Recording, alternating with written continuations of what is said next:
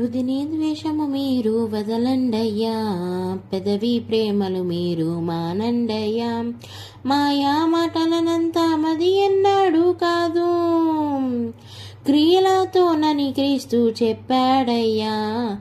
దీనికి అర్థం, రుది అంటే మన మనసులో ఉన్న ద్వేషాన్ని వదిలి పెదవులతో ప్రేమ అంటే హార్ట్ఫుల్గా లవ్ చూపించడం మానేసి జస్ట్ ఏదో మాట వరుసకి మంచిగా మాట్లాడుతూ నటిస్తారు చూడండి, అవన్నీ మానేసి మాయమాటలు అంటే మాయమాటలు చెప్పడం ఆయన ఇక్కడి నుంచి ఆయన ఆపేసి ప్రభు ఎలాగైతే హార్ట్ఫుల్గా మాట్లాడుతున్నారో, ఎలాగైతే హార్ట్ఫుల్గా అందరికీ ప్రేమను పంచారో, ఎంత స్వచ్ఛమైన ప్రేమ పంచారండి.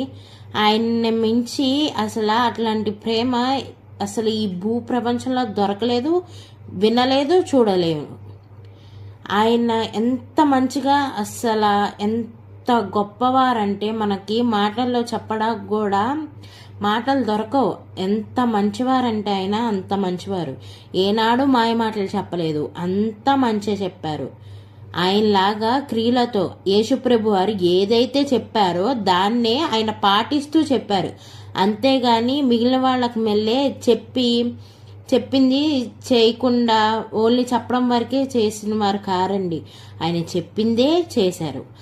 అలాగే సిరికి సిలువకు దాస్యం మెత్తొద్దయ్యా, భార్య పుత్రుల భజనలు మానండయ్యా. సిరికి సిలువకు దాస్యం ఎట్టొద్దయ్యా. దానికి అర్థం ఏంటంటే డబ్బుకి సిలువకి. ఇప్పుడు కొంతమంది చాలా వరకు అసలు ధనం కోసం క్రైస్తవిటీని అంటే సిలువను ధనం కోసం వాళ్ళు వాడుకుంటున్నారు. ఇక నుంచైనా మారండయ్యా, భార్యాపుత్రుల భజనలు మానండయ్యా. భార్యాపుత్రుల భజనలు మానండయ్యా అంటే భార్య భర్తను పొగుడుతా, భర్త భార్యను పొగుడుతా అలా భజన చేసుకుంటా తిరగకుండా మంచిగా సిరిని కొల్చేడి వాడు గురుక్రీస్తులో లేడు. అంటే డబ్బును కొలిచేవాళ్ళు గురుక్రీస్తులో లేరు.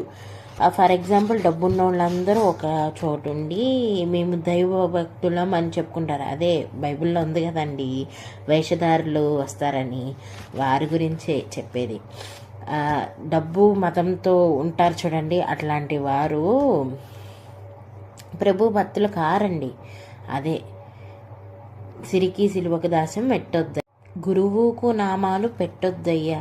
అదే డబ్బున్న వాళ్ళందరూ చేసే నటన మేము భక్తులం అని చెప్పుకుని తిరుగుతారు. కానీ నిజమైన